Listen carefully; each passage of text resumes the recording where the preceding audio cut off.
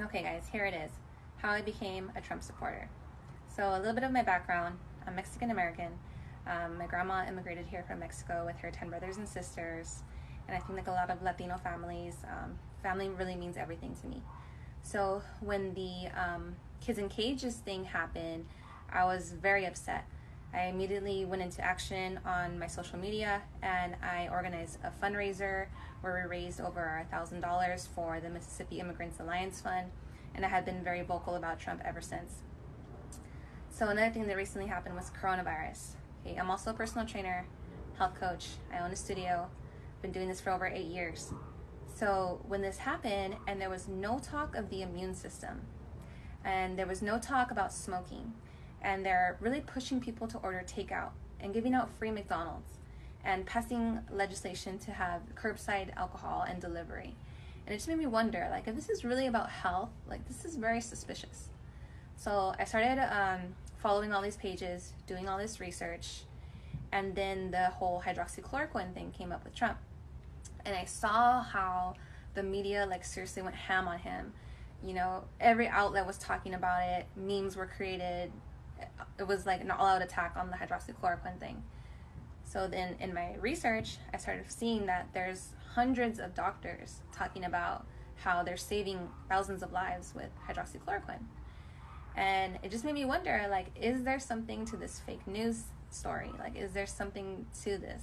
So then I saw the fish tank cleaner thing and how they're saying that he got a man killed because this couple drank fish tank cleaner.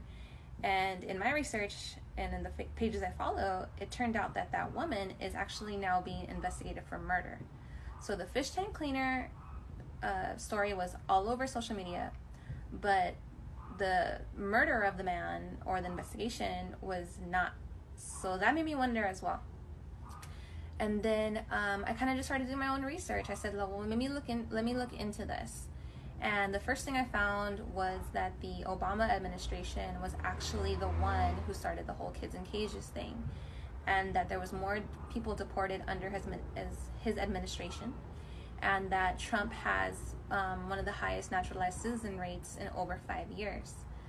So I posted that on my social media, and one of my followers sent me a video of Anna Paulina talking about how she wants closed borders. And I was very surprised because over here, like when I was a Democrat, they're telling us that we need to abolish ICE and how this is wrong. If you're a Mexican, how dare you support this? And then she went into detail about what happens to these people who are brought over illegally.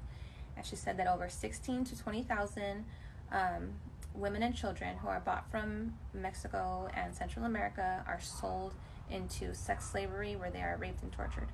And right before that, I had seen a video of Blake Lively going into graphic detail what they're seeing on these child pornography videos, and it's horrible, guys. I'm not going to go into it. You can look it up for yourself, Blake Lively. So right before that, I had also seen the Pizzagate stuff, like a Pizzagate deep state fall of the cabal. According to this Pizzagate theory, there is an elite group of pedophiles who rape and torture children and then drink their blood. And I know that sounds like insane. I know, I get it. I didn't want to believe it at first, but now I really do believe it. Okay, so all that's going on, and then I'm just connecting the dots. What other perfect victim is there than an undocumented child for that kind of thing? You know, nobody knows they're here. There's no record of them being here. Their family doesn't know where they are. And it all makes sense that these people would be pushing for open borders. Another thing, the Epstein thing. So right now, circulating social media is this one picture of Trump with Jeffrey Epstein. Okay, it's well known that they had met each other, you know, like most people in the same circle do. But what we have to consider is that Epstein had been doing this to women or girls for years, since the 90s. It wasn't until the Trump administration came in that they were finally able to take him down. We have to wonder why. And not only has he taken down Epstein, it was also Harvey Weinstein, Allison Mack, and just yesterday, Hillary Clinton is being investigated. I don't know if it's for trafficking. Okay, so we don't know if she's being investigated for human trafficking yet, but I do know that she has ties to a woman who was trafficking children in Haiti, and you guys can look that up too. So another one that's going around right now is this collage of Trump with a bunch of girls, and their pictures like of him with her on her lap and like kissing her and all these things, and it turns out that that's his daughter. So it's her at a bunch of different ages, and I think they're trying to make it look like it's a bunch of different little girls. In that same post, there was also the allegation of the 13-year-old. Okay, that allegation was first brought up in 2016 around this time during the Hillary campaign. And they thought that this allegation was going to devastate his campaign, which obviously it didn't. And that allegation was dropped several times. Okay, not just once, several times. There was no evidence, and people didn't want to pick up the case because of the lack of evidence. So that should make you think. And I think it is making people think, because I went to go look at the comments, and that's usually what I do now, is I go look at the comments. And that post was on like a free thinking meditation kind of page. And one of the comments I saw was, why are you guys trying to stretch this photo so hard? Like, why are you guys lying? These are old allegations. It's clear that there's an agenda against this man, and now I'm starting to wonder why. So I saw that, and it really excited me, because I know you're just going to create more Trump supporters. You're going to create more people like me who start asking these questions and start doing their own research. And another thing they do is like these snippets of his speeches and like the tweets. For example, the looting and the shooting thing. So he said, when the looting starts, the shooting starts. Well, that was what was shown. And people, the media automatically said he's trying to incite a race war. And now people are using that exact line and saying it all over their social medias.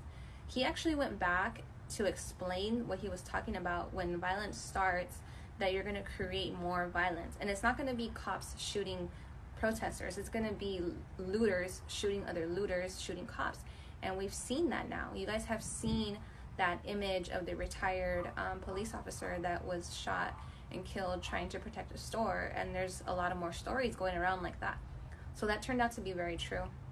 Another thing I think we have to really understand is, when you hate someone, when you truly hate someone, and you see something, you have to take a step back and process it, because you have a very strong bias. And I know that because I was like that. When I was telling my mother-in-law something about Trump, and she goes, no, Trump is a good man because he brought peace to the Holy Land. And I was like, no, he's a racist. Like, I didn't even take a time to process what she was saying. I automatically blew it off because of the hate I have for this man, and that I had. And that's why they have things like jury selection, because they want to make sure that you don't have a bias. And if you do, they recuse you because you're not fit to judge this person. So you have to take that into consideration. One of the ones that's going around today is another one from 2016, when he says, what do you have to lose? And they're trying to make it sound like, first of all, he said it like yesterday, and it's an old video. And what he was talking about is that the unemployment rate at that time was so low, so why not take a chance on him? And just so you guys know, during Trump's administration prior to coronavirus, unemployment for African Americans, Latinos, and women was at like an all-time low. So he's doing the things that he promises. That's important to take into consideration too. And there's so much fake news, guys, and honestly, it doesn't bother me. It doesn't frustrate me. It excites me, because I know that you're just going to create more Trump supporters. You're going to create people like me who see the lies, who start asking questions, who connect the dots. You're going to go into this crazy rabbit hole of research, and you're going to come out with your little MAGA hat saying Trump 2020. And that's it for today. I'll keep talking more about it, but that's it.